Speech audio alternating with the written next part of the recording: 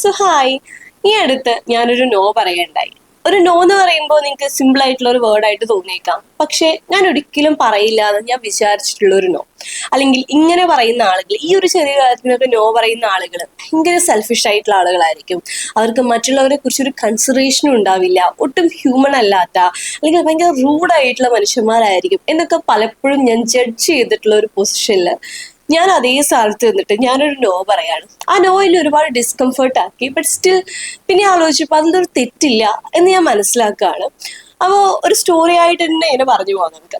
ഞാൻ പ്രോഗ്രാംസിന് വേണ്ടിയിട്ട് അത്യാവശ്യം ട്രാവൽ ചെയ്യാറുണ്ട്. അപ്പൊ കഴിഞ്ഞൊരു മാസമൊക്കെ എന്ന് പറഞ്ഞാൽ എനിക്കൊരു 10ന്റെ മേലെ പ്രോഗ്രാംസ് ഉണ്ടായിരുന്നു. അപ്പൊ ഞാൻ ഡെയിലി എറണാകുളത്തേക്കും ആലപ്പുഴയ്ക്കും ട്രിവാൻഡ്രത്തേക്കും ഒക്കെ ട്രാവൽ ചെയ്തുകൊണ്ടിരിക്കുന്ന ഒരു സമയമാണ്. അപ്പോൾ ഒരു ദിവസം ഞാൻ വന്ദേ ഭാരതിൽ ട്രാവൽ ചെയ്യണം. അപ്പൊ രാവിലെ കോഴിക്കോട് നിന്ന് വന്ദേ ഭാരത് എടുക്കുന്നത് ഒരു 9 മണിക്കാണ്. അപ്പൊ ഞാൻ നേരത്തെ എഴുന്നേറ്റ് മേക്കപ്പ് ഒക്കെ ചെയ്ത് എനിക്ക് അങ്ങനെ ഒരു പ്രോഗ്രാമിന് പോയിട്ട് അവിടുന്ന് ഡ്രസ് ചേഞ്ച് ചെയ്ത് മേക്കപ്പ് ചെയ്യാൻ അത്ര പ്രിഫർ ചെയ്യാത്ത ഒരാളാണ്. അപ്പൊ ഞാൻ ഇവിടുന്ന് എല്ലാം സെറ്റ് ചെയ്തിട്ടാണ് ഞാൻ പോവാം. അപ്പൊ ഞാൻ മേക്കപ്പ് ഒക്കെ ചെയ്ത് ഒരു ബുക്കൊക്കെ കയ്യിലെടുത്ത് അന്ന് എനിക്ക് എറണാകുളം വരെയാണ് പോകേണ്ടത്. അപ്പോൾ ട്രാവൽ ചെയ്യാൻ വേണ്ടിയിട്ട് ഞാൻ അങ്ങനെ വന്ദേ ഭാരത് കയറിയിരിക്കുകയാണ്. അപ്പൊ ഞാൻ കയറുന്ന സമയത്ത് തന്നെ എന്റെ സീറ്റിൽ ഓൾറെഡി 2 പേര് ഇരിക്കുന്നുണ്ട്, ഒരു ഭാര്യയും ഭർത്താവും. അപ്പൊ ഞാൻ ഇവരെടുത്ത് പറഞ്ഞു ഇത് എന്റെ സീറ്റാണെന്ന് പറഞ്ഞ് ടിക്കറ്റ് കാണിച്ചു. അപ്പൊ അവര് പറഞ്ഞു ഞങ്ങൾ ഫാമിലി ആയിട്ട് ട്രാവൽ ചെയ്യുന്നതാണ്, മോള് ബാക്കിലെ സീറ്റിൽ ഇരിക്കാവോ, അത് ഞങ്ങളുടെ സീറ്റാന്ന് പറഞ്ഞു. അപ്പൊ എന്റെ സീറ്റ് വിൻഡോ സീറ്റാണ്. അപ്പൊ ഞാൻ പറഞ്ഞു അപ്പൊ എനിക്കതിൽ വലിയ പ്രശ്നമൊന്നും തോന്നിയില്ല. അപ്പൊ ഞാൻ ഒറ്റയ്ക്ക് ട്രാവൽ ചെയ്യുന്നതാണ്, ഞാനിപ്പോ എവിടെ ഇരുന്നാലും വലിയ വിഷയമൊന്നും ഇല്ലല്ലോ എന്നുണ്ടെങ്കിൽ ഞാൻ പോയിട്ട് ഇവര് കാണിച്ചു, ഇവരിങ്ങനെ ചൂണ്ടിക്കാണിച്ചു കേട്ടോ, ബാക്കിലെ സീറ്റ് എന്ന് പറഞ്ഞ നേരെ വിൻഡോ സീറ്റോട് ചൂണ്ടിക്കാണിച്ചു. അപ്പൊ ഞാൻ നേരെ പോയി വിൻഡോ സീറ്റിൽ ഇരിക്കുകയാണ്. അപ്പൊ ഞാൻ ഇരുന്നു, രാവിലെ ഒന്നും കഴിച്ചിട്ടില്ല, അത്രയും നേരത്തെ നമ്മൾ ഇറങ്ങണതാണ്. അപ്പൊ വന്ദേ ഭാരതിൽ ഫുഡ് കൊണ്ടുവരുമല്ലോ. അപ്പൊ ഫുഡ് കൊണ്ടുവന്ന് എനിക്ക് നന്നായിട്ട് വിശക്കുണ്ടായിരുന്നു. ഞാനാണെങ്കിൽ എനിക്ക് ഉച്ചയ്ക്കും വൈകുന്നേരമൊന്നും ഫുഡ് കിട്ടിയില്ലേ കുഴപ്പമില്ല, രാവിലെ ബ്രേക്ക്ഫാസ്റ്റ് എനിക്ക് ഭയങ്കര നിർബന്ധമാണ്, എനിക്ക് ആ ഫുഡ് വേണം. അപ്പൊ ഞാൻ ഫുഡ് കഴിച്ചുകൊണ്ടിരിക്കാം. ഫുഡ് കഴിച്ച് വന്ദേ ഭാരതിൽ പറഞ്ഞ ഫുഡ് നിങ്ങൾ ട്രാവൽ ചെയ്തൊക്കെ അറിയാം, കുറെ ബോക്സ് ആയിട്ടാണ് ഇവർ തരും. ഇത് നിരത്തി വെക്കാനുള്ള സ്പേസ് പോലും ആ ഒരു ക്യാബിൽ ഉണ്ടാവില്ല. അപ്പൊ ഞാനിങ്ങനെ ഫുഡൊക്കെ നിരത്തി വെച്ച് എൻ്റെ കയ്യിലൊരു ഹാൻഡ് ബാഗ് ഉണ്ട്, എൻ്റെ ബുക്ക് ഉണ്ട്, എൻ്റെ ഫോൺ ഉണ്ട്, ഇത്രയും സാമഗ്രികളൊക്കെ വെച്ചിട്ട് അതിൻ്റെ കൂടെ ഫുഡും വെച്ചിട്ട് പിന്നെ ഇവർ ഇരുന്നൊരു ബോട്ടിൽ വെള്ളം, കുറേ സാധനങ്ങളുണ്ട്. അപ്പൊ ഞാൻ എനിക്ക് ഇഷ്ടപ്പെട്ട് ഫുഡ് കഴിച്ചുകൊണ്ടിരിക്കുകയാണ്. അപ്പോൾ ഒരു അമ്മമ്മ, ഒരു കുറച്ച് പ്രായമായിട്ടുള്ള ഒരു അമ്മമ്മയും, ഇവരുടെ പ്രായം എന്നൊന്നും പറയാൻ പറ്റില്ല, അത്യാവശ്യം ഷീസ് കൈൻഡ് ഹെൽത്തി, കണ്ടിട്ട് എനിക്ക് ഹെൽത്തി ആയിട്ട് തോന്നിയിട്ടുണ്ട്.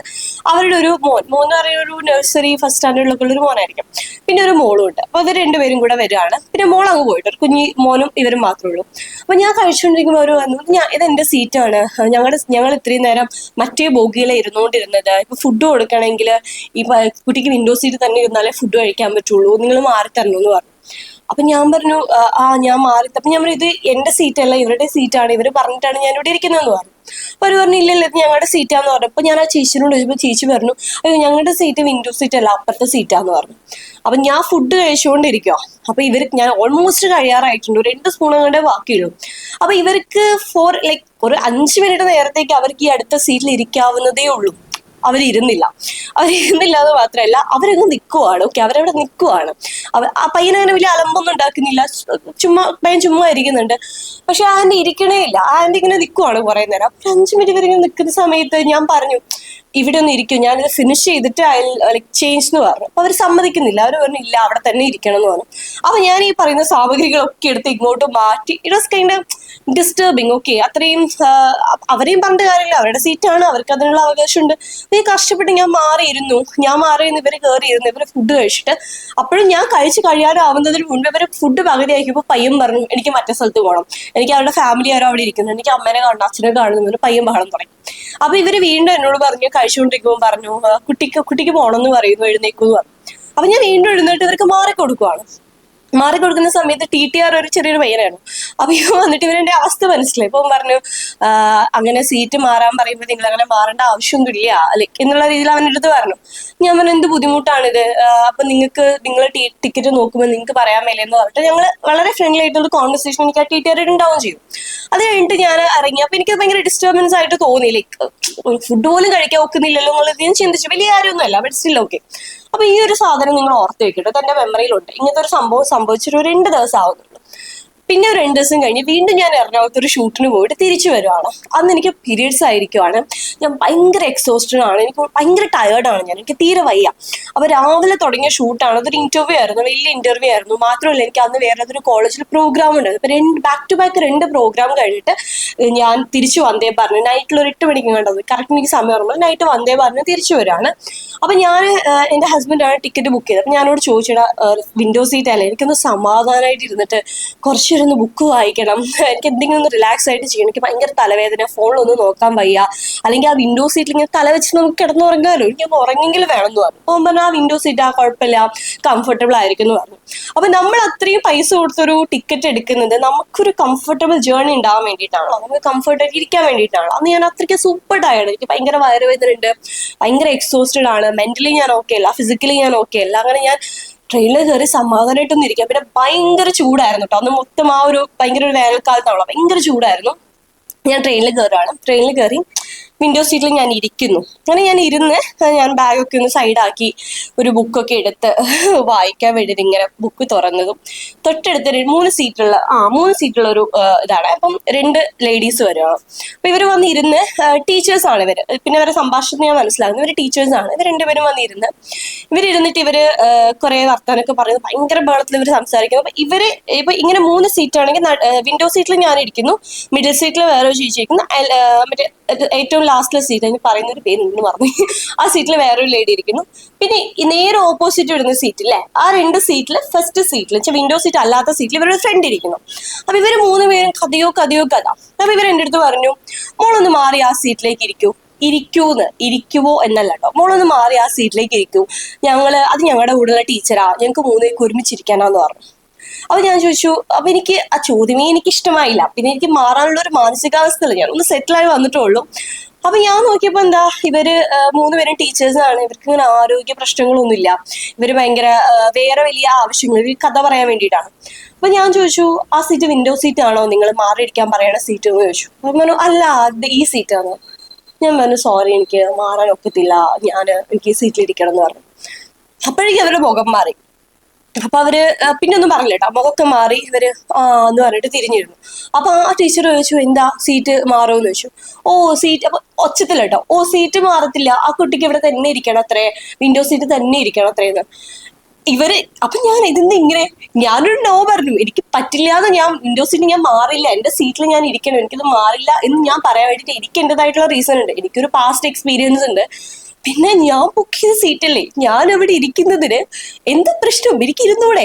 അപ്പൊ എനിക്കൊരു നോ പറയാനൊക്കത്തില്ല. ഇപ്പൊ വയ്യാത്ത ഒരാളാണ്, എന്തെങ്കിലും ഒരു കണ്ടീഷൻ ഉണ്ടെങ്കിൽ ഞാൻ പിന്നെയും മാറിയേനെ. ഇത് ഇവർക്ക് ഇരുന്ന് സംസാരിക്കാൻ വേണ്ടി, അപ്പൊ ഇവർക്ക് കംഫർട്ടബിൾ ആയിട്ട് 3 പേർക്കും ഇരുന്ന് സംസാരിക്കാൻ വേണ്ടി, ലൈക്ക് ഇമാജിൻ, ഇവർക്ക് സീറ്റ് ഇല്ലാത്ത പ്രശ്നമില്ല, AC കിട്ടാത്ത പ്രശ്നമില്ല, ഒന്നുമില്ല, ജസ്റ്റ് ഫോർ കംഫർട്ട് ഇവര് പറയാണ് എന്റെ സീറ്റ് വേണമെന്ന്. അപ്പൊ ഞാൻ എന്റെ കംഫർട്ടുകൾ മാറ്റി വെച്ചിട്ട്, ഞാൻ എന്റെ എല്ലാ കംഫർട്ടും മാറ്റി വെച്ച് ഇവർക്ക് വേണ്ടി മറ്റേ സീറ്റിലോട്ട് മാറണം എന്ന് പറയുന്നത് റൈറ്റ് അല്ലല്ലോ. അപ്പൊ ആ സമയത്ത് എനിക്ക് അറിയില്ല ഞാൻ എന്താ എന്റെ വായിന്ന് ഞാൻ മാറില്ല എന്ന് പറഞ്ഞത്. ഞാൻ പൊതുവെ ഒരിക്കലും അങ്ങനെ പറയാത്ത ആളുകളാണ്. കാരണം എനിക്ക് ഓർമ്മയുണ്ട്, എന്റെ അമ്മയും ഞങ്ങളൊക്കെ ട്രാവൽ ചെയ്യുന്ന സമയത്ത് അമ്മ ഇങ്ങനെ ഏതോ ഒരിക്കലും ഒരു കുട്ടിയുടെ അടുത്ത് ഇതേപോലെ തന്നെ വിൻഡോ സീറ്റ് ഇട്ടു. അപ്പൊ പോയിട്ട് സീറ്റ് ഒന്ന് മാറോ മോളെന്ന് ചോദിച്ചപ്പോൾ ആ കൊച്ചു പറഞ്ഞു, എനിക്ക് മാറാൻ പറ്റില്ല, എനിക്ക് സീറ്റിലിരിക്കണം എന്ന് പറഞ്ഞു. അപ്പൊ അമ്മ വന്നിട്ട്, എന്ത് കുട്ടിയാണ്, കുട്ടി ഇങ്ങനെയൊക്കെ പറയാന്നൊക്കെ ചോദിച്ച സമയത്ത് ഞാനും എന്താണ് വെറുതെ റൂഡായിട്ട് സംസാരിക്കുന്നത് ഞാനും വിചാരിച്ചിട്ടുണ്ട്. പക്ഷെ ഇപ്പൊ എനിക്കത് ഫീൽ ചെയ്യാൻ ഒക്കുന്നുണ്ട്. അപ്പൊ ഞാൻ പറഞ്ഞു, ഞാൻ മാറില്ല. പിന്നെ പറഞ്ഞു കഴിഞ്ഞിട്ട് എനിക്ക് വായിക്കാൻ ഒക്കുന്നില്ല, ഒന്നും നോക്കാൻ ഒക്കുന്നില്ല, പറയാൻ പാടില്ലായിരുന്നു, അയ്യോ മോശമായോ, ഇവരെന്ത് വിചാരിക്കും എന്നെ പറ്റിയിട്ട്, ഞാൻ ഇത്ര റൂഡാന്ന് വിചാരിക്കോ. അപ്പൊ എനിക്ക് ഭയങ്കര കൺഫ്യൂഷൻ കിട്ടും, പറഞ്ഞത് തെറ്റായി പോയോ, പറഞ്ഞത് നോ പറഞ്ഞത് ശരിയായില്ലേ എന്നൊക്കെ പറഞ്ഞ ഭയങ്കര കൺഫ്യൂഷൻ. പിന്നെ ഞാൻ ആലോചിച്ചു മിണ്ടാതിരിക്കാം എന്ന് പറഞ്ഞ് ഞാൻ മിണ്ടാതിരിക്കുകയാണ്. അപ്പൊ കുറച്ച് കഴിഞ്ഞാൽ ഞാനിങ്ങനെ ബുക്ക് വായിച്ചുകൊണ്ടിരിക്കാം. അപ്പൊ ആ ചേച്ചി വീണ്ടും ചോദിച്ചു, എന്താ ചെയ്യുന്നത്, ഒച്ചത്തിലാണ്, എന്താ ചെയ്യുന്നത്? ഇവര് പറഞ്ഞു, ബുക്ക് വായിക്കാൻ വേണ്ടിയിട്ട് വിൻഡോ സീറ്റ്, കാണാനൊന്നുമല്ലല്ലോ, വായിക്കാൻ വേണ്ടിയിട്ടല്ലേ, അത് എവിടെ ഇരുന്നാലും വായിച്ചൂടെ എന്നിവര് ഉറക്കെ പറയാണ്. അപ്പൊ ഇത് യൂണിവേഴ്സ്. അപ്പൊ ഞാൻ വിചാരിക്കുന്നത് എന്താ ഇവരുടെ പ്രശ്നം, ഞാൻ പൈസ കൊടുത്ത് ഞാൻ ബുക്ക് ചെയ്ത സീറ്റ് ഞാൻ വായിക്കും, ചിലപ്പോൾ ഞാൻ ഡാൻസ് കളിക്കും, ഞാൻ ഇവിടെ കിടന്ന് എന്ത് വേണേ കാണിക്കും. അത് അവരുടെ വിഷയമല്ലോ, എന്താണ് ഇവരുടെ പ്രശ്നം? അപ്പൊ എനിക്കത് ഭയങ്കരമായിട്ട് ഒരുമാതിരി നമ്മളെ ഹ്യൂമിലേറ്റ് ചെയ്യുന്ന പോലെ, അല്ലെങ്കിൽ എന്താവണം, ഇവരുടെ ഒരു സീറ്റിൽ ഞാൻ കയറി ഇരുന്നതാവണം. അതൊന്നുമല്ല, ഞാൻ simply I said no because I want to sit in the seat എന്നുള്ളത്. അതവർക്ക് ഭയങ്കര പ്രശ്നം, അവർക്ക് അത് ആക്സെപ്റ്റ് ചെയ്യാൻ ഒക്കണില്ല. പിന്നെ ഞാനിങ്ങനെ കൈയൊക്കെ വെച്ചിരിക്കുന്ന സമയത്ത് നമ്മൾ ഈ ഒരു ഹാൻഡിൽ ഉണ്ടാവുമല്ലോ കൈ വെക്കാൻ വേണ്ടിയിട്ട്, ഈ ചേച്ചി ഇവിടെ വന്ന് കൈ വെച്ചിട്ട് എന്റെ കൈ വെക്കാൻ സമ്മതിക്കുന്നില്ല, ഇങ്ങനെ വിരിഞ്ഞിരിക്കുക. ഇത് എന്നെ ഭയങ്കരമായിട്ട് ഡിസ്റ്റർബ് ചെയ്യാൻ തുടങ്ങി. നമുക്ക് കംഫർട്ടായിട്ട് ഇരിക്കാൻ പോലും, എനിക്ക് ഫുഡ് പോലും കഴിക്കണം, എന്റെ കൈ ഇങ്ങനെ ഫുഡ് ഞാൻ കഴിച്ചത് ഇങ്ങനെയാണ് ഫുഡ് കഴിക്കുന്നത്, ഇങ്ങനെ ഫുഡ് കഴിക്കാൻ പോലും എന്നെ കൈ വെക്കാൻ ചേച്ചി സമ്മതിക്കണില്ല. അപ്പൊ എനിക്ക് ഭയങ്കര പ്രശ്നം, എനിക്ക് സങ്കടം വരെ. ഒന്നാമത് നമുക്ക് പീരീഡ്സ് ഒക്കെ നമ്മുടെ ഇമോഷൻസ് ഒക്കെ പീക്കിൽ നിൽക്കുന്ന ഒരു സമയം, എനിക്ക് കരച്ചിൽ വരെ, സങ്കടം വരെ. ഇവർ എന്താണ് എന്നെ ഇങ്ങനെ ട്രീറ്റ് ചെയ്യുന്നത്? ഞാൻ പറഞ്ഞത് ഇതിലും വലിയൊരു പാതകമാണോ എന്നൊക്കെ വിചാരിച്ചു. ഒരു സിംപ്ലി ഒരു നോ പറയാന്നുള്ളത് ഇത്രയ്ക്ക് ആളുകളെ ഡിസ്കംഫേർട്ട് ആക്കുമോ എന്നുള്ളത് ഞാൻ ആലോചിച്ചു. അപ്പൊ ഞാൻ ഒരു ചാറ്റ് GPT ഒക്കെ എടുത്തിട്ട് ഇങ്ങനൊരു സംഭവം ഉണ്ടായി, ഞാൻ ഇങ്ങനെ പറഞ്ഞത് ഓക്കെ ആണോ, നോ പറയുന്നത് തെറ്റുണ്ടോ എന്നൊക്കെ പറയുമ്പോ ചാറ്റ് GPT പിന്നെ നമ്മൾ എന്ത് പറഞ്ഞാലും കൊടി പിടിക്കുന്ന ആളാണോ. ചാറ്റ് GPT ഒരു കുഴപ്പമില്ല, നീ ചെയ്തതിൽ ഒരു പ്രശ്നവും ഇല്ല, ഓക്കെ എന്നൊക്കെ ഒരു കോൺഫിഡൻസ് ഒക്കെ തന്നു. അപ്പൊ ഞാൻ എന്നിട്ട് എന്റെ കസിൻസിന്റെ ഗ്രൂപ്പ് ഉണ്ട്, അപ്പൊ ഞാൻ അവരുടെ അടുത്ത് ഇങ്ങനെ പറഞ്ഞു, ഇവരിപ്പോ എന്നെ ഇങ്ങനെ ബുള്ളി ചെയ്തു. Simply they are bullying. Okay, bully ചെയ്യുന്ന പോലെയാണ് ഇവർ പെരുമാറിക്കൊണ്ടിരിക്കുന്നത്. ടീച്ചേഴ്സ് ആണെന്ന് ആലോചിക്കണം കേട്ടോ. അപ്പൊ ഞാൻ എന്നിട്ട് ഇവരുടെ അടുത്ത് ഇവരിങ്ങനെ പറയുന്നടാ, എന്നെ ഭയങ്കരമായിട്ട് ഇങ്ങനെ പറയുന്നു, ഒച്ചത്തിൽ പറയുന്നു, എന്നെ പറ്റിയാ പറയുന്നത് മൊത്തം എനിക്ക് മനസ്സിലാവുന്നുണ്ട്. അപ്പൊ അവർ പറഞ്ഞു, നീ എഴുന്നിട്ടൊന്നും കൊടുക്കാൻ വേണ്ട, അത്രയ്ക്ക് ബുള്ളിയാണ്, നീ ടീച്ചറുടെ അടുത്ത് പോയി കംപ്ലൈന്റ് ഇവരിങ്ങനെ പറയേണ്ട ആവശ്യമില്ലല്ലോ എന്നൊക്കെ പറഞ്ഞു. അപ്പോ ഞാൻ അന്ന് നോ പറയുന്നത് എന്നെ ഭയങ്കരമായിട്ട് ഡിസ്കംഫർട്ട് ആക്കി. ഇവരെന്നെ കുറിച്ച് എന്ത് വിചാരിക്കും എന്നൊക്കെ ഞാൻ വിചാരിച്ചു. പിന്നെ അത് കഴിഞ്ഞ് എന്റെ സ്റ്റോപ്പൊക്കെ എത്താനാകുമ്പോഴേ പിന്നെ എനിക്ക് വായിക്കാറൊന്നും എത്തില്ല കേട്ടോ, വായനയൊക്കെ പോയി. പിന്നെ എന്റെ മൈൻഡ് സെറ്റേ മാറി. ഞാൻ ആലോചിക്കുകയാണ്, എത്ര ഈസി ആയിട്ടാണ് ആളുകൾ വിചാരിക്കുന്നത് അവരൊരു കാര്യം ആവശ്യപ്പെടുന്ന സമയത്ത് നമ്മളത് ചെയ്തു കൊടുക്കും എന്നുള്ളത്. അപ്പൊ നമ്മൾ പലപ്പോഴും ഇങ്ങനെ ഒരു സീറ്റ് മാറി ഇരിക്കുന്നത് നമ്മുടെ ഒരു നല്ല മനസ്സുകൊണ്ടോ നമ്മുടെ ഒരു കൈൻഡ്നെസ് കൊണ്ടോ ആയിരിക്കും. പക്ഷെ ആ കൈൻഡ്നെസ്സിനെ അവരവരുടെ അവകാശമായിട്ട് ചിന്തിക്കുക എന്നുള്ളൊരു കാര്യം ഉണ്ടല്ലോ. നമ്മുടെ അടുത്ത് ഒരാളൊരു കാര്യം പറയുമ്പോൾ നമ്മൾ നോ പറയുന്ന സമയത്ത് അവരത് ഭയങ്കരമായിട്ട് ഹേർട്ട് ചെയ്യാണ്. അപ്പൊ ഞാൻ ആലോചിക്കുന്നത് അവർക്ക് ഇനി ഒരു പരിചയമില്ല, അവർക്ക് ഞാൻ അവരോട് യെസ് പറയേണ്ട ഒരു ബാധ്യതയും എനിക്കില്ല. But still they are expecting that നമ്മളത് ചെയ്യും, നമ്മളത് പറയും. എന്നിട്ട് ഞാൻ നോ പറയുമ്പോൾ അവരുടെ എക്സ്പെക്ടേഷൻ കൊണ്ട് അവർക്ക് മുറിവേൽക്കുകയാണ്. ആ മുറിവേറ്റതിനും ഞാൻ കുറ്റക്കാരി ആവുകയാണ്, എന്നെ ബുദ്ധി ചെയ്യുകയാണ്. അപ്പൊ അതെനിക്ക് ഒട്ടും റൈറ്റ് ആയിട്ട് തോന്നിയിട്ടില്ല. അപ്പൊ ആ ഒരു നോ പറഞ്ഞത് ആക്ച്വലി പിന്നെ എനിക്ക് ആലോചിച്ചപ്പോൾ എനിക്കത് വളരെ പ്രൗഡ് ആയിട്ടുള്ള ഒരു മൊമെന്റ് ആയിട്ട് തോന്നി. കാരണം നമ്മളെപ്പോഴും നമ്മുടെ ലൈക്ക് കംഫർട്ട്, അല്ലെങ്കിൽ നമ്മുടെ ലൈക്ക് സന്തോഷങ്ങൾ, സമാധാനം, ഇതൊക്കെ കളഞ്ഞിട്ടാണ് നമ്മൾ പലപ്പോഴും വേറൊരാൾക്ക് വേണ്ടിയിട്ട് നമ്മൾ പല കാര്യങ്ങളും ചെയ്യുക. നമ്മളെപ്പോഴും യെസ് പറഞ്ഞിട്ട് എല്ലാത്തിനും പോയി നിൽക്കുക. ഈ പറയുന്ന സമയത്ത്, ചെയ്യുന്ന സമയത്ത് ഈ ആവശ്യം ചോദിക്കുന്ന ആളുകൾ ഒട്ടും ചിന്തിക്കത്തില്ല അവർക്ക് നമ്മളോട് അത് ചെയ്യേണ്ട ബാധ്യതയുണ്ടോ, അല്ലെങ്കിൽ ഇവരത് ചെയ്യേണ്ട ആവശ്യമുണ്ടോ അവർക്ക്. എന്നിട്ടും ഇവര് ചെയ്യുന്നുണ്ടെങ്കിൽ അത് ഇവരുടെ ഒരു നല്ല മനസ്സുകൊണ്ടാണ് എന്ന് പോലുമുള്ള ഒരു കൺസിഡറേഷനേ അവർക്കില്ല. അപ്പൊ അന്ന് ഞാൻ പറഞ്ഞ ആ ഒരു നോ ആക്ച്വലി ഇപ്പൊ എനിക്കിതിൽ ഒരു കുറ്റബോധവും തോന്നുന്നില്ല. ഞാൻ യെസ് പറഞ്ഞിട്ടുള്ള സിറ്റുവേഷൻസ് ഉണ്ട്, ഞാൻ മാറിക്കൊടുത്തിട്ടുള്ള സിറ്റുവേഷൻസ് ഉണ്ട്. അനുഭവങ്ങളാണ് നമ്മളെ പലതും പഠിപ്പിക്കുന്നത്. അന്ന് ഞാനൊരു യെസ് പറഞ്ഞ ശേഷം എന്റെ ആ ഒരു ട്രാവൽ എത്രമാത്രം ബുദ്ധിമുട്ടായി എന്നുള്ള കാര്യം എനിക്കറിയാം. അതുകൊണ്ട് തന്നെ ഞാൻ പിന്നൊരിക്കലും അത് നോ പറയാൻ ഞാൻ ചൂസ് ചെയ്തു. ഇന്ന് വെച്ച സിറ്റുവേഷൻസ് വേറെ ആയിരുന്നെങ്കിൽ ചിലപ്പോൾ ഞാൻ യെസ് പറഞ്ഞേനെ. ഒരു വയ്യാത്ത ആളുകളാണ്, വേറെ എന്തെങ്കിലും ഒരു കണ്ടീഷൻ അവർക്കുണ്ടെങ്കിൽ ഞാൻ യെസ് പറഞ്ഞേനെ. ബട്ട് സ്റ്റിൽ ആ ഒരു ട്രെയിൻ യാത്രക്കിടെ ഒരു 3 മണിക്കൂർ ഞാൻ അനുഭവിച്ച മാനസിക സമ്മർദ്ദം ഉണ്ട്. ഒരു നോ പറഞ്ഞ ശേഷം ഇവർ എന്നോട് കാണിച്ചിട്ടുള്ള കാര്യങ്ങളുണ്ട്. ഫുഡ് പോലും മര്യാദയ്ക്ക് എന്നെ അവർ കഴിക്കാൻ അനുവദിച്ചില്ല. ബട്ട് സ്റ്റിൽ ഞാൻ ഫൈറ്റ് ചെയ്ത് ഞാൻ അവിടെ തന്നെ ഇരുന്നു, ഞാൻ മാറിക്കൊടുത്തില്ല. അപ്പൊ ഞാൻ ആലോചിച്ചിട്ടുള്ള ഒരു കാര്യം, അന്ന് മൊത്തം കുറച്ച് 2 ദിവസം ഞാൻ ഫുൾ ആലോചിച്ചിട്ടുള്ള ഒരു കാര്യം, ലൈഫിൽ എനിക്ക് വളരെ അപരിചിതരായിട്ടുള്ള ഒരാളോട് ചെറിയൊരു സമയത്തേക്കെങ്കിലും നോ പറയേണ്ടി വന്ന്, ചെറിയ കാലം അവരുടെ കൂടെ ജീവിക്കുന്ന സമയത്ത് ഞാൻ ഇത്രയും ചെറിയ കാലം ഞാൻ അവരോടൊപ്പം യാത്ര ചെയ്ത സമയത്ത് ഞാൻ ഇത്രയും ബുദ്ധിമുട്ട് അനുഭവിച്ചു. അപ്പൊ ഇമാജിൻ, നിങ്ങൾ നിൽക്കുന്ന ഒരു സ്പേസിൽ നിങ്ങൾക്ക് ഒരുപാട് പരിചയമുള്ള ആളുകളെടുത്ത്, നിങ്ങളായിട്ട് ഒരുപാട് കണക്ഷൻ ഉള്ള ഒരാളുകളെടുത്ത്, ഒരുപാട് കാലം നമ്മൾ ട്രാവൽ ചെയ്യേണ്ട മനുഷ്യന്മാരുടെ അടുത്ത് നമ്മളൊരു നോ പറയുന്ന സമയത്ത് ആ നോയിൽ സ്റ്റാൻഡ് ചെയ്യാൻ വേണ്ടിയിട്ട് നമ്മൾ എത്രമാത്രം ബുദ്ധിമുട്ടേണ്ടി വരും, എത്രമാത്രം നമ്മൾ ഫൈറ്റ് ചെയ്യേണ്ടി വരും, എത്രമാത്രം മാനസിക സമ്മർദ്ദങ്ങളിലൂടെ നമ്മൾ കടന്നു പോകേണ്ടി വരും എന്നുള്ളൊരു കാര്യം ഞാൻ ആലോചിച്ചു. ഇപ്പൊ എൻ്റെ ഒരു ഫ്രണ്ട് ഉണ്ട്. അപ്പൊ ഇവള് കല്യാണം കഴിച്ച് ഇവള് താമസിക്കുന്നത് ഹസ്ബൻഡിന്റെ വീട്ടിലാണ്. അപ്പൊ ഇവൾക്ക് ജോലിയില്ല, ജോലിയൊന്നും ശരിയായില്ല, നല്ല ക്വാളിഫിക്കേഷൻ ഉണ്ട്, പക്ഷെ എന്തൊക്കെയോ കാരണം കൊണ്ട് അവർക്ക് ജോലിക്ക് പോകാൻ പറ്റിയില്ല. ഹസ്ബൻഡ് ആക്ച്വലി അവിടെ ഇല്ല, ഹസ്ബൻഡ് പുറത്താണ് വർക്ക് ചെയ്യുന്നത്. അപ്പം ഇവള് സാറ്റർഡേ സൺഡേ എങ്ങാണ്ട് ആള് വീട്ടിൽ വരുള്ളൂ. അപ്പൊ ഭയങ്കരമായിട്ട് ഇവരുടെ ഫാമിലി ഇവരെ കുട്ടി ഉണ്ടാകാൻ വേണ്ടിയിട്ട് നിർബന്ധിച്ചുകൊണ്ടിരിക്കുകയാണ്. അപ്പൊ അവൾക്ക് ഒരു താല്പര്യം ഇല്ലെങ്കിലും അവൾക്ക് ഈ നോ പറയാൻ വയ്യ. നോ പറഞ്ഞു കഴിഞ്ഞാൽ അവിടെ വീട്ടുകാരുടെ അടുത്ത് ഉണ്ടാവുന്ന സമ്മർദ്ദം എന്തായിരിക്കും, എന്തുമൂലം അവരവളെ ചൂഷണം ചെയ്യും, എന്തുമൂലം ലൈക്ക് ഇപ്പൊ ഡയറക്റ്റ് ആയിട്ട് പറഞ്ഞിട്ടില്ലെങ്കിൽ ഇൻഡയറക്റ്റ് ആയിട്ടുള്ള കമന്റ് കൊണ്ട് ആക്ഷൻസ് കൊണ്ട് എന്തുപോലും വേദനിപ്പിക്കും എന്നുള്ളത് അറിഞ്ഞുകൊണ്ട് അല്ലെങ്കിൽ കുറെ വേദനകളുടെ കടന്നു പോയിട്ടാണ് അവസാനം യെസ് പറയാണ്. അപ്പോ ചിലപ്പോൾ ചില ആളുകൾ ഡയറക്റ്റ് ആയിട്ട് നമ്മുടെ ഫേസിൽ നോക്കിയൊന്നും പറയണ്ടാവില്ല, പക്ഷെ നമ്മൾ പറയുന്ന നോ ഒരുപാട് പേരെ ഡിസ്കംഫർട്ട് ആക്കും എന്ന് ഞാൻ പഠിച്ചിട്ടുണ്ട്. ലോങ് വീഡിയോ ആയി പോയെന്ന് തോന്നുന്നു, ബട്ട് സ്റ്റിൽ ഒരു ഇൻസിഡന്റിലൂടെ ഞാൻ പറയാം. ഞാൻ ചെറിയ കുട്ടിയായിരുന്ന സമയത്ത് എൻ്റെ ഒരു ഡിസ്റ്റന്റ് റിലേറ്റീവ് ഉണ്ടായിരുന്നു. അപ്പൊ ഇവരുടെ വീട്ടിൽ ഓൾറെഡി 2 പെൺകുട്ടികളുണ്ട്. ഓക്കെ, അപ്പം ഞാനും ആ സമയത്ത് അവരുടെ പെൺകുട്ടികളുടെ ഏകദേശം സെയിം ഏജ് ആണ്. അപ്പം അവർ കടയിൽ പോകാൻ വേണ്ടിയിട്ട് സാധനം വാങ്ങാൻ വേണ്ടി കടയിൽ പോകാൻ പറയും. അപ്പൊ എൻ്റെ വീട്ടിൽ എന്ന് പറഞ്ഞാൽ എന്റെ വീട്ടിൽ അവൻ അടച്ചിരുത്തി വളർത്തിയിട്ടുള്ള ഒരു കുട്ടിയൊന്നും അല്ല. ഞാൻ എൻ്റെ മാമന്റെ വീട്ടിലും എൻ്റെ ലൈക്ക് എല്ലാ സ്ഥലത്തും എൻ്റെ ഫ്രണ്ട്സിന്റെ വീട്ടിലൊക്കെ ഞാൻ ഓടി നടന്ന് കളിക്കാറുണ്ട് നാട്ടില്. അപ്പൊ ഞാൻ എപ്പോഴും ഇവരുടെ വീട്ടിൽ പോകും, പിള്ളേരുടെ കൂടെ കളിക്കാൻ വേണ്ടിയിട്ട് ഇവരുടെ വീട്ടിൽ പോകും. ഇവർ പറയും നീ 3 കടയിൽ പോയിട്ട് സാധനങ്ങൾ വാങ്ങിച്ചുകൊണ്ട് വരും എന്ന് പറയും. അപ്പൊ ഞാൻ എല്ലാ തവണയും ഞാൻ കടയിൽ പോകും. ഇവരുടെ കുട്ടികൾ അവിടെ ഉണ്ടാവും, ഇവരവിടെ ഇരിക്കുമായിരിക്കും, പക്ഷെ ഇവരെ ഗേറ്റിന് പുറത്തിറക്കില്ല കേട്ടോ. എന്നിട്ട് ഇവരെന്നെ എപ്പോഴും കടയിൽ വിടും, ഇവരുടെ സാധനങ്ങൾ ഞാൻ എപ്പോഴൊക്കെ അവിടെ കളിക്കാൻ പോയിട്ടുണ്ട്. അപ്പൊക്കെ ഞാൻ ഈ കടയിൽ പോകേണ്ടി വന്നിട്ടുണ്ട്. അപ്പൊ കുറെ കാലം ഇങ്ങനെ പോയി നമുക്ക് ഒരു കുറെ വർഷങ്ങൾ കഴിഞ്ഞ് നമുക്കൊരു അറിവ് വരുന്ന ഒരു സമയമുണ്ടല്ലോ, നമ്മളോട് തന്നെ കുറെ ക്വസ്റ്റ്യൻ ചോദിക്കുന്ന ഒരു സമയമുണ്ടല്ലോ. അപ്പൊ ഞാൻ അവരോട് ചോദിച്ചു, അതെന്താണ് ഇവരെ വിടാത്തത് കടയില്, നിങ്ങളെ മക്കളെ എന്താ കടയിൽ വിടാത്തത്? മക്കളെ എന്നല്ല, അത് ഞാൻ അവരുടെ പേരെടുത്താണ് പറഞ്ഞത്. ഇവരെന്താണ് കടയിൽ വിടാത്തതെന്ന് ഞാൻ ചോദിക്കുകയാണ്. അപ്പൊ അവര് പറഞ്ഞു, അയ്യോ അവരെ വിടാൻ അവരുടെ അച്ഛൻ സമ്മതിക്കില്ല, അച്ഛന് ഇഷ്ടമില്ല പെൺകുട്ടികൾ കടയിൽ പോണത്. ഐ വാസ് ലൈക്ക്, അതെന്താ ഞാൻ പെൺകുട്ടിയല്ലേ, ഞാൻ പോകുന്നതിൽ പ്രശ്നമില്ലേ?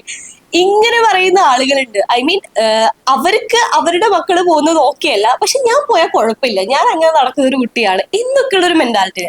അന്ന് ഞാൻ അവരുടെ അടുത്ത് പറഞ്ഞു, എന്നാൽ എനിക്കും പോകാൻ പറ്റില്ല, എൻ്റെ അച്ഛനും ഇഷ്ടമല്ല ഞാൻ കടയിൽ പോകുന്നത്, നിങ്ങൾ എന്നെ പോയി വാങ്ങിച്ചു എന്ന് പറഞ്ഞിട്ട് ഞാൻ അവരുടെ പൈസ തിരിച്ചു കൊടുത്ത് ഞാൻ വരുവാണ്.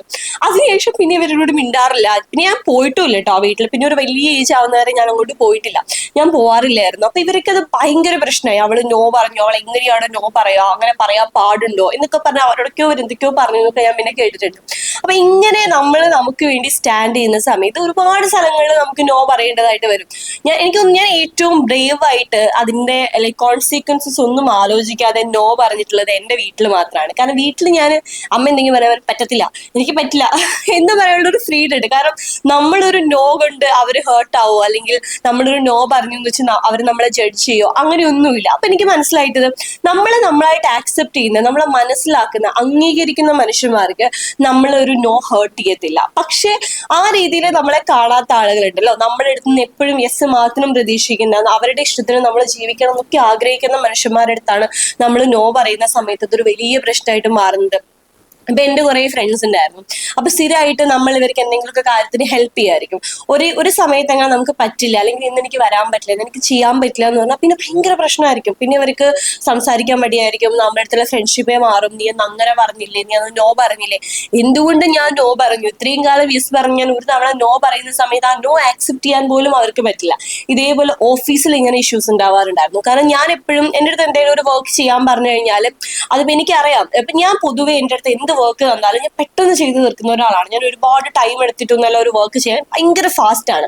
അപ്പൊ ഇവർക്കും എനിക്കും മേ ബി സെയിം വർക്കായിട്ടും കിട്ടിയിട്ടുണ്ടാവും. ഞാൻ ചിലപ്പോൾ രാവിലെ 10 മണിക്ക് വന്നിട്ട് ഒരു 12-1 മണിയായിട്ടുമ്പോഴത്തേക്ക് എന്റെ വർക്ക് തീർത്തിട്ട് ഞാൻ വെറുതെ ഇരിക്കും. ഓക്കെ, അപ്പൊ ഇവരെന്ത് ചെയ്യുന്ന വെച്ചാൽ ഇവർക്ക് കിട്ടിയ അതേ വർക്കായിരിക്കും. ഇവർ രാവിലെ മൊത്തം അതിലെ തേരാപ്പാറയൊക്കെ നടന്നു കഴിഞ്ഞിട്ട് വൈകുന്നേരം വന്നിട്ട് ഡെഡ് ലൈൻ ആകുമ്പോഴേക്കും ഇവർക്ക് വർക്ക് തീർക്കാൻ പറ്റില്ല. അപ്പൊ ഇവരുടെ അടുത്ത് പറഞ്ഞു, അതൊന്നും ചെയ്തു തരാൻ പറ്റുമോ, നിങ്ങൾ നീ വെറുതെ ഇരിക്കില്ല, ഇതൊന്നും ചെയ്തു തരാൻ പറ്റുമോ? അപ്പൊ ഞാൻ വേഗം ഒക്കെ ചെയ്തു കൊടുക്കാൻ, ഞാൻ വെറുതെ ഇരിക്കുമല്ലേ. പിന്നെ അതൊരു പാറ്റേൺ ആയിട്ട് മാറാൻ തുടങ്ങി. അപ്പൊ ഞാൻ വിചാരിച്ചു, എനിക്കും ഇവർക്കും സെയിം വർക്ക് ആണല്ലോ കിട്ടുന്നത്, പിന്നെ എന്തുകൊണ്ട് ഞാൻ ആ ഫ്രീ ടൈം ഏൺ ചെയ്യുന്നത് ഞാൻ ആക്ച്വലി അതിന് മുന്നേ ഹാർഡ് വർക്ക് ചെയ്ത് കഴിഞ്ഞത് കൊണ്ടാണ്. അപ്പൊ ഞാൻ സിംപ്ലി ഇവർക്ക് വേണ്ടിയിട്ട് ഈ വർക്ക് ചെയ്തു കൊടുക്കേണ്ട ആവശ്യമില്ല എന്ന് മനസ്സിലാക്കിയ ശേഷം ഞാൻ നോ പറഞ്ഞതുകൊണ്ട് എനിക്ക് നഷ്ടമായിട്ടുള്ള സുഹൃത്തുക്കളുണ്ട്. എനിക്ക് ഓഫീസിൽ എനിക്ക് ഒരുപാട് എനിമീസ് ഉണ്ടായിട്ടുണ്ട്. പക്ഷെ എനിക്ക് തോന്നുന്നു standing for yourself, saying no in like simple ആയിട്ടുള്ള കാര്യങ്ങൾക്ക് നോ പറയാ എന്നുള്ളതിന് നമ്മൾ ഒരുപാട് മടിക്കേണ്ട ആവശ്യമില്ല. പക്ഷെ അത് ചെയ്യുന്ന സമയത്ത് നമ്മുടെ ചുറ്റുമുള്ള ആളുകൾ അത് ഒരുപാട് ഡിസ്കംഫർട്ട് ആക്കും. പക്ഷെ നമ്മളെ ഡിസ്കംഫേർട്ട് ആക്കിക്കൊണ്ട് നമ്മൾ ഒരു കാര്യത്തിനും യെസ് പറയേണ്ട ആവശ്യമില്ല. സിമ്പിൾ ആയിട്ട് പറയുകയാണെങ്കിൽ, നിങ്ങളെ വേദനിപ്പിക്കുന്ന അല്ലെങ്കിൽ നിങ്ങളെ ലൈക്ക് ഡിസ്കംഫേർട്ട് ആക്കുന്ന ഒരു കാര്യത്തിനും അതൊക്കെ മാറ്റി നിർത്തിക്കൊണ്ട് മറ്റൊരാളുടെ കംഫർട്ടിന് വേണ്ടി, മറ്റൊരാളുടെ സന്തോഷത്തിന് വേണ്ടിയിട്ട് നമ്മൾ സ്റ്റാൻഡ് ചെയ്യുന്നതിനൊക്കെ ഭയങ്കരമായിട്ട് പണ്ടൊക്കെ ഗ്ലോറിഫൈ ചെയ്ത് വെച്ചിട്ടുണ്ട്. അയ്യോ എന്ത് നല്ല മനുഷ്യൻ, അവൻ അവന്റെ കാര്യം ഒന്നും നോക്കിയിട്ടില്ലെങ്കിലും മറ്റുള്ളവർക്ക് വേണ്ടി അവൻ എന്ത് വേണമെങ്കിലും ചെയ്യും, അത്ര നല്ല മനുഷ്യനാ എന്നൊക്കെ പറഞ്ഞു കേട്ടിട്ടുണ്ട്. ഇങ്ങനെയുള്ള കുറെ മനുഷ്യന്മാര് നമ്മുടെ നാട്ടിലുണ്ട്. ഓക്കെ, ഇപ്പൊ എൻ്റെ ഒരു മാമനുണ്ട്. എൻ്റെ ഒരു മാമൻ എന്ന് പറഞ്ഞാൽ ആള് ഭയങ്കര ലൈക്ക് സാമൂഹ്യ സേവനം എന്നല്ലേ പറയാം, ഭയങ്കര സാമൂഹ്യ സേവനമാണ്. നാട്ടിൽ എന്ത് ആവശ്യം ഉണ്ടെങ്കിലും ആള് പാഞ്ഞെത്തും. നാട്ടിൽ എന്ത് കാര്യം ഉണ്ടെങ്കിലും ആളായിരിക്കും അവിടെ മുന്നിൽ ഉണ്ടാവുക. പക്ഷെ നാട്ടിന്റെ എന്താ പറയാ, നന്മമാരാണ് നാട്ടില്. പക്ഷെ ഇതേ മാമൻ വീട്ടിൽ എന്തെങ്കിലും കാര്യം പറഞ്ഞാൽ സിംപ്ലി അതിൽ ഭയങ്കര ശ്രദ്ധ കുറവാണ്. വീട്ടിലെ പല കാര്യങ്ങളും മാമൻ ഇഗ്നോർ ചെയ്യും. അപ്പൊ ആ സമയത്ത് നമ്മൾ പറയും എന്തുവല്ല മനുഷ്യനായോ, എല്ലാവർക്കും വേണ്ടി സ്റ്റാൻഡ് ചെയ്യും. പക്ഷെ ആൾക്ക് നോ പറയാൻ മടിയുള്ളത് കൊണ്ടാണ്. അപ്പൊ നിങ്ങൾ നോ പറയാൻ മടിക്കുന്ന പല കാര്യങ്ങളും മറ്റുള്ളവര് ഭയങ്കര അവസരമായിട്ട് എടുക്കും. നിങ്ങളുടെ മേൽ അവർക്ക് ഒരു അവകാശം ഉണ്ടെന്ന് വിചാരിക്കും. എല്ലാ കാലവും നിങ്ങൾ യെസ് പറഞ്ഞ് അവസാനം നിങ്ങളൊരു നോ പറഞ്ഞു കഴിഞ്ഞാൽ നിങ്ങൾ അത്രയും കാലം പറഞ്ഞ യെസ് ഒന്നും എവിടെ ഉണ്ടാവില്ല. നിങ്ങൾ പറഞ്ഞ നോ മാത്രമായിരിക്കും എല്ലാ രീതിയിലും മുഴച്ചു നിൽക്കുക, ഹൈലൈറ്റ് ചെയ്ത് കൊടുക്കുക. കാരണം നമ്മൾ ചില ആളുകൾക്ക് പൈസ കടം കൊടുക്കത്തില്ലേ. ഇപ്പോൾ എൻ്റെ കുറെ ഫ്രണ്ട്സ് ഉണ്ട്. അപ്പോൾ ഇവരെൻ്റെ അടുത്ത് സ്ഥിരമായിട്ട് പൈസ വാങ്ങിക്കായിരുന്നു. അപ്പൊ ഞാൻ 1000, 500, ചിലപ്പോൾ 2000, 3000 ഒക്കെ കൊടുക്കും. അപ്പൊ നമ്മൾ കൊടുക്കുമ്പോൾ ഇതൊക്കെ ഇവർ തിരിച്ചു തരും കേട്ടോ. പിന്നെ അവരൊരു വലിയ എമൗണ്ട് കൊടുക്കും, ഒരു 10,000 ചോദിക്കും. അപ്പൊ ഇവർ ഇത്രയും തിരിച്ചു തന്നല്ലോ എന്നുള്ള ഒരു ഉദ്ദേശത്തിൽ നമ്മൾ ആ 10,000 ഇവർക്ക് കൊടുക്കും. കൊടുത്തു കഴിഞ്ഞ് പിന്നെ ഇവരുടെ ഒരു അഡ്രസ്സും ഉണ്ടാവില്ല. പിന്നെ നമ്മൾ ഇവരുടെ പിറകെ കുറെ കാലം നടന്ന് ചോദിച്ച് പിടിച്ച്, അപ്പൊ ഭയങ്കര ഔദാര്യം പോലെ ഇവരാ 10,000 ഇട്ട് തരാം. അവര് പറയും ഓ അവളുടെ ഒരു പൈസ ഞങ്ങൾക്കൊന്നും വേണ്ട എന്ന് പറഞ്ഞിട്ട് അവരും ഇട്ട് തരും. അപ്പൊ നമ്മൾ വിചാരിക്കും ഈശ്വരി നമ്മളാണോ അവരോട് പൈസ കടം മേടിച്ചത് എന്നുള്ള മെന്റാലിറ്റിയിൽ ഇവര് നമ്മളെ ട്രീറ്റ് ചെയ്യും. നമ്മൾ വാങ്ങിച്ച പൈസ നമ്മൾ തിരിച്ചു ചോദിക്കുന്ന സമയത്ത്. അങ്ങനെ കുറെ ആയിട്ട് പിന്നെ ഒരിക്കലും ഇതേ ആൾ എൻ്റെ അടുത്ത് പൈസ ചോദിച്ചപ്പോൾ ഞാൻ പറഞ്ഞു എനിക്ക് തരാൻ പറ്റില്ല, എൻ്റെ പൈസ ഇല്ലാതെ എനിക്ക് പറയാൻ പറ്റില്ല. ബിക്കോസ് എൻ്റെ പൈസ എന്തെന്ന് അവർക്ക് അറിയാം. ഞാൻ പറഞ്ഞു എനിക്ക് തരാൻ പറ്റില്ല. അപ്പൊ അവര് അതെന്താ തരാൻ പറ്റാത്തത്, ഞാൻ എന്താ പൈസ വാങ്ങിയിട്ട് തിരിച്ചു തരാതിരുന്നിട്ടില്ല. പക്ഷെ ആ തരാൻ വേണ്ടിയിട്ട് ഞാൻ നിങ്ങളുടെ പിറകെ കഷ്ടപ്പെട്ട് നടന്ന നാളുകൾ എനിക്ക് ഓർമ്മയുണ്ട്. ആ സമയത്ത് ഞാൻ കൊടുത്ത പൈസ തിരിച്ചു ചോദിച്ചു എന്നുള്ളത് കൊണ്ട് നിങ്ങൾ എന്നെ ട്രീറ്റ് ചെയ്തത് ഏത് രീതിയിലാണ് എന്ന് എനിക്ക് ഓർമ്മയുണ്ട്.